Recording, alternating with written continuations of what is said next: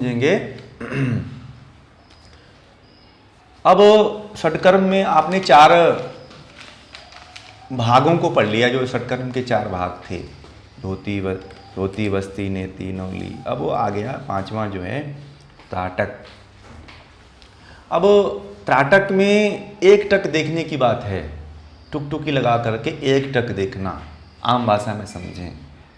कोई कहता है त्राटक कर रहे हो क्या है, मतलब वहाँ से टुक मतलब एक ही चीज़ को ऐसे देखना कि पलक भी न झपके, पलक भी न गिरे। यानी कि ये जो हमेशा इनका स्वाभाविक रूप से पलकों का गिरना चलता ही रहता है, ये शरीर का स्वभाव है। और त्राटक में उस स्वभाव को रोक दिया जाता है, तो बहुत बड़ी घटना घटित हो जाती है। और इतनी बड़ी घटना घटित होती है कि आप जिसकी कल्पना नहीं कर सकते हैं, और उसे शारीरिक भी लाभ हो जाता है और आध्यात्मिक भी लाभ हो जाता है। तो उस त्राटक के बारे में हम षटकर्म का जो पांचवा भाग है त्राटक, तो इसको हम सूत्र सबसे श्लोक पढ़ेंगे इसका, और उसके बाद इसके अर्थ को समझेंगे। तो इसमें दो ही श्लोक हैं, उस श्लोक को हम पढ़ देते हैं, उसके बाद इसके अर्थ को समझेंगे, फिर इसकी व्याख्या करेंगे। महर्षि गिरण कह रहे हैं कि निमेषो उन्मेषकम त्यक्त्वा सूक्ष्म लक्ष्यम निरीक्षयेत पतंति यावद श्रुणि त्राटकम प्रोच्यते बुधैः। ये 53वां श्लोक है। 54वें श्लोक में कह रहे हैं कि एवं भ्यास योगेन सांभवी जायते ध्रुवम नेत्र रोगा विनश्यन्ति दिव्य दृष्टि प्रजायते। बहुत अच्छी बात कही उन्होंने कि क्या कहा, निमेष और उन्मेष, इसमें दो शब्द आए हैं, निमेष और उन्मेष। यानी कि निमेष नीचे वाले भाग को, उन्मेष मतलब ऊपर वाले है, जो पलक को ही, पलक के दो नाम हैं, निमेष और उन्मेष। ठीक है, आपको नीचे ऊपर जो पलक की बात, आप पलक समझ लीजिए। उस समय इसको निमेष उन्मेष कहा जाता था, और उसी शब्द का, उस समय के शब्द का प्रयोग इस शास्त्र में किया हुआ है। तो निमेष और उन्मेष को रोक कर कह रहे हैं कि निमेष और उन्मेष को रोक कर जब तक आंसू न गिरने लगे, पतंती मतलब यहाँ पे लिखा है, जब तक आंसू न गिरने लगे तब तक सूक्ष्म लक्ष्य को टकटकी लगा करके देखना ही त्राटक है।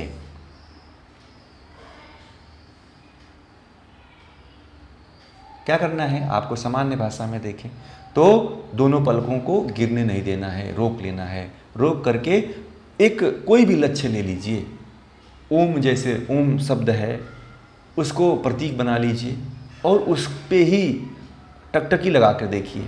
दीपक है तो दीपक जला लीजिए और दीपक को ही देखिए टकटकी लगा करके, और पलक गिरनी नहीं चाहिए। तो अगर वो और जब आंसू गिर रहे हैं तो गिरने दीजिए। और इसी क्रिया को महर्षि पतंजलि कह रहे हैं कि यही जो है, महर्षि गिरण कह रहे हैं कि यही जो है त्राटक क्रिया है, इसी को त्राटक कहते हैं। इस सूत्र के अनुसार मैं आपको कह रहा हूं। अब दूसरे सूत्र में ये कह रहे हैं कि इसके अभ्यास से सांभवी जायते ध्रुवम, सांभवी मुद्रा सिद्ध होती है। इसके अभ्यास से सांभवी मुद्रा सिद्ध होती है। और कह रहे हैं कि नेत्र रोगा विनश्यन्ति, सभी प्रकार के नेत्र रोगों का नाश होता है। और उसके बाद कह रहे हैं कि दिव्य दृष्टि प्रजायते, यानी कि उसके बाद जो है दिव्य दृष्टि की प्राप्ति होती है। दिव्य दृष्टि मतलब आपको पीछे वाले कुछ धोतियों में भी बताया है आपको कि जो सूत्र नेति क्रिया है उसमें भी था कि दिव्य दृष्टि की प्राप्ति होती है, और त्राटक में भी बताया है कि त्राटक करने से भी दिव्य दृष्टि की प्राप्ति होती है। और आज एक बड़ा ही फेमस शब्द है सम्मोहन। हर कोई सम्मोहन क्रिया को जानना चाहता है। आजकल सम्मोहन के प्रति बहुत लोगों का झुकाव बढ़ रहा है कि हम किसी को अपने तरफ अट्रैक्ट कर लें, आकर्षित कर लें। तो सम्मोहन का जो सबसे बड़ा अगर कोई स्रोत है, सबसे बड़ा अगर कोई क्रिया है, तो वो कौन सी क्रिया है? त्राटक क्रिया है। त्राटक क्रिया से हम अपने भीतर की जो तीसरी आंख है उसको उससे देखने की सामर्थ्य प्राप्त कर लेते हैं। इसे ही दिव्य दृष्टि कहते हैं।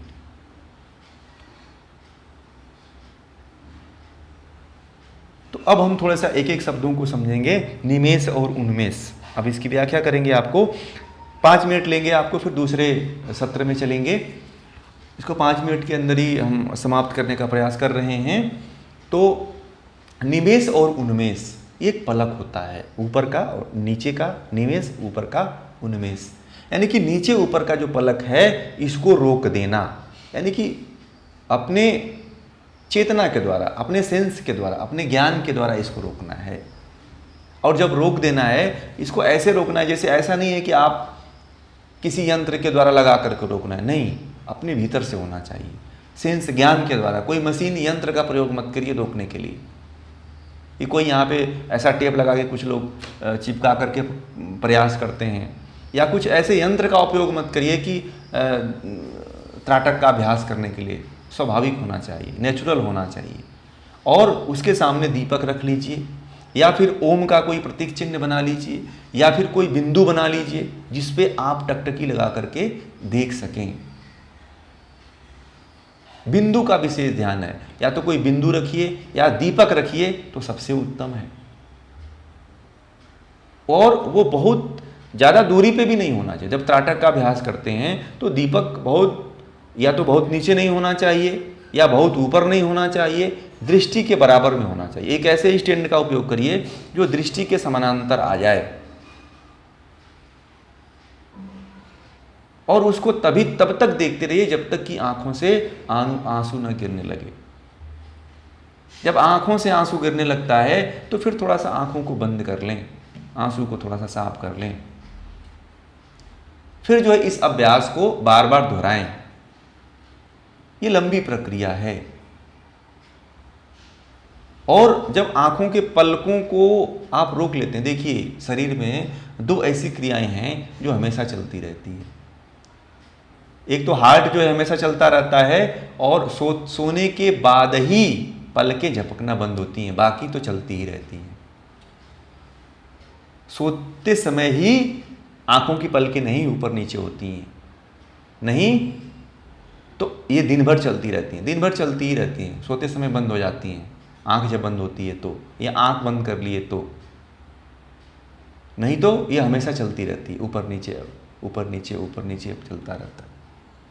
इस क्रिया को रोकना बहुत बड़ी घटना हो सकती है, घटित हो सकती है। ऐसे ही नहीं, महर्षि हिरण्य ने इसका वर्णन कर दिया। इसमें बहुत ही बड़ा, ऋषियों ने बहुत बड़ा शोध किया है, बहुत बड़ा रिसर्च किया है इस पे, कि पलकों को रोक करके देखो, आपको आपके शरीर का जो तत्व है, तत्व ज्ञान है, वो प्राप्त हो जाएगा। फिर कहते हैं कि सूक्ष्म लक्ष्य, छोटा लक्ष्य रखिए, कोई भी छोटे बिंदु रखिए, दीपक रखिए। दीपक भी छोटे करते, दीपक पहले अवस्था में रखिए, उसके बाद आप चंद्रमा पे भी त्राटक कर सकते हैं, उगते हुए सूर्य पे भी त्राटक कर सकते हैं, या इन सब से अगर साधना धीरे धीरे अभ्यास बढ़ जाता है तो फिर आप एक बिंदु पे आ जाइए, बिंदु को देखना शुरू करिए। और बिंदु छोटी होना चाहिए, सूक्ष्म बिंदु की बात कर रहे हैं। महर्षि हिरण्य तो कह रहे हैं कि छोटा बिंदु होना चाहिए। यहाँ पे दीपक की भी बात नहीं कर रहे हैं। सूक्ष्म लक्ष्य, एकदम छोटा लक्ष्य होना चाहिए। कोई भी लक्ष्य ले लीजिए, और लक्ष्य जो है ना अच्छा होना चाहिए। ये नहीं कि आप किसी फोटो पे कर रहे हैं, किसी हीरो हीरोइन के जो आपको पसंद है उस पर कर रहे हैं, तो चित्त की वृत्तियाँ भी उसी अवस्था में वैसे ही बदलती चली जाएंगी। सात्विक लक्ष्य होना चाहिए, जो हमें, जिसको पकड़ें तो हमें ऐसा नाव पकड़ें कि हमें नदी पार कर दे हमारी। ऐसे नाव को पकड़ने की आवश्यकता है, तब हम पार हो पाएंगे। लक्ष्य हमारा सात्विक होना चाहिए। लक्ष्य हमारा ईश्वरीय होना चाहिए। आगे के सूत्र में बताएंगे हम आपको। तो इस तरह से अगर आप करते हैं तो त्राटक का लाभ आपको अच्छी तरह से फलीभूत होगा। फिर जो है एक शब्द आया है आंसू गिरते हैं। तो आंसू जब गिरने लगे, आंसू कैसे, जब भी आंसू गिरे आपके तो आंसुओं को, आंसू गिरते रहें और आप जो है आंखों को बंद कर करके और बार बार इसको ऐसे घर्षण नहीं करना है। कुछ लोग जब त्राटक का अभ्यास करते हैं तो अब जब पसीने आंसू गिरते हैं तो खूब इसको मसाज करने लगते हैं, ऐसा नहीं करने का। ये बहुत बड़ी सावधानियां होती हैं जिनको नहीं करना चाहिए। कुछ लोग उठ करके पूरा ऐसे ऐसे ऐसे ऐसे ज़बरदस्ती मतलब पूरा रगड़ ही देते हैं, तो आंखें भी क्षतिग्रस्त हो जाती हैं ऐसे करने से। आप ऊपर से ऐसे घर्षण करके चाहे तो ऐसे आंखों को ऊपर से सेक कर सकते हैं, कपड़े से आंसुओं को हल्की तरह से पोंछ लेते हैं, घर्षण नहीं करते हैं। तो साधना करने का क्या फ़ायदा आपको, त्राटक करने का क्या फ़ायदा? ऐसा नहीं लिखा हुआ है कि आप इसको पूरा मसाज करिए। फिर जो है इसके करने से जो है सांभवी मुद्रा जो होती है ना, सांभवी मुद्रा सिद्ध हो जाती है। आगे मुद्रा जब पढ़ाएंगे तो इसके बारे में विस्तृत रूप से वर्णन करेंगे, सांभवी मुद्रा के बारे में, आगे का विषय है ये। तो सांभवी मुद्रा में अपने जो है जो आज्ञा चक्र होता है उसका ध्यान करते हैं, उसकी विधि है। फिर जो है धीरे धीरे सांभवी मुद्रा के जो लाभ हैं वो त्राटक से सिद्ध हो जाते हैं। फिर वो दिव्य दृष्टि को प्राप्त कर लेता है। उसको दिव्य दृष्टि यानी कि तीनों लोगों का दर्शन होने लगता है कि वर्तमान में क्या हो रहा है, भविष्य में क्या होगा, पास्ट में क्या हुआ था, सभी उसको जानकारी होने लगती है। पहले के जो ऋषि मुनि हुआ करते थे वो सबको ये ज्ञात था, देख लेते थे, ये सारी क्रियाओं से सिद्ध थे। अब वो धीरे धीरे ये क्रिया पूरी तरह से विलुप्त हो गई। इसको सही रूप से बताने वाले भी साधक और योगी नहीं बचे। जैसा लिखा हुआ है उसके अनुसार क्या रहा होगा, इसकी विधि किस तरह से वो लोग करते थे और किस तरह से उन्होंने पुस्तक में बताया है, शायद कहीं ना कहीं उसमें अंतर रहे होंगे या हमें नहीं प्राप्त चल पाता है कि किस तरह से वो विधि करें कि हम वहाँ तक पहुँच पाएँ। या कोई उस तरह का गुरु नहीं, समर्थ गुरु नहीं है जो उस विद्या को समझा सके, बता सके। इस समय जो प्रेजेंट टाइम में चल रहा है वो तो केवल शरीर पे ही बेस करके बनाया गया है कि शरीर को किसी तरह भी शुद्ध कर दिया जाए, बहुत नहीं तो 10% तो शुद्ध कर ही दिया जाए। तो ये है मतलब कि त्राटक क्रिया है, त्राटक क्रिया की विधि थी। त्राटक क्रिया कैसे करते हैं, त्राटक क्रिया का अभ्यास से लाभ क्या होते हैं, दिव्य दृष्टि की प्राप्ति होती है और सांभवी मुद्रा सिद्ध हो जाती है। और जो आँखों से संबंधित जितने भी प्रकार के रोग होते हैं, दूर दृष्टि दोष है, निकट दृष्टि दोष है, वो सभी रोग दूर होते हैं। सभी रोगों के बारे में उन्होंने कहा है। तो आँखों से संबंधित जितने भी रोग हैं वो सभी प्रकार के रोग दूर होते हैं अगर त्राटक का अभ्यास डेली करते हैं। तो जो चश्मे लगा रहे हैं, बहुत बड़ी समस्या है चश्मा का आज। छोटे छोटे बच्चे चश्मे लगाना शुरू कर दिए हैं। जब कोई 10 साल में है, कोई 5 साल में है, कोई 70 साल का है, सभी लोग आजकल चश्मे लगा रहे हैं। तो कारण यही है, अगर षटकर्म का में त्राटक का अभ्यास करवा दिया जाए तो बहुत से ऐसे आँख से संबंधी जितने भी दूर दृष्टि या निकट दृष्टि दोष है वो उसकी संभावनाएं कम हो जाती है, वो रोग कम हो जाता है, नष्ट हो जाता है। तो त्राटक का अभ्यास आप किसी गुरु के सानिध्य में और प्रतिदिन के अभ्यास से सिद्ध होता है। ऐसा नहीं कि आप एक दिन किया फिर दूसरे दिन छोड़ दिया, इससे नहीं सिद्ध होगा। उसको प्रतिदिन अपने जीवन में लाना है, तभी आप इसको सिद्ध कर सकते हैं, नहीं तो नहीं कर सकते हैं। तो आज का जो विषय है षटकर्म का त्राटक, आज यहीं पे समाप्त होता है। आप लोगों का कोई प्रश्न